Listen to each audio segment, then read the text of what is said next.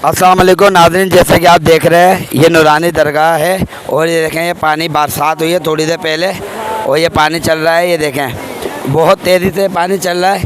जैसे कि आपके इल्म के अंदर है, ये पानी दरगाह शाह नूरानी ज़िला सूबा बलूचिस्तान ज़िला खुदजार के अंदर हम इस वक्त मौजूद है, दरगाह शाह नूरानी के ऊपर। इधर पानी की स्पीड आप देख सकते हैं। ये अभी कुछ देर की बारिश थी, सिर्फ़ और सिर्फ 10 मिनट की बारिश के अंदर ये हाल हो गया है। तो आगे देखें ये पानी कहाँ तक जाएगा। स्पीड पकड़ता है जाओ, और जगह नहीं है।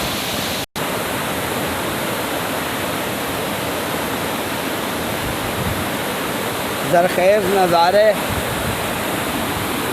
पुरवकार मौसम, ये कोई और नहीं हमारा प्यारा पाकिस्तान है।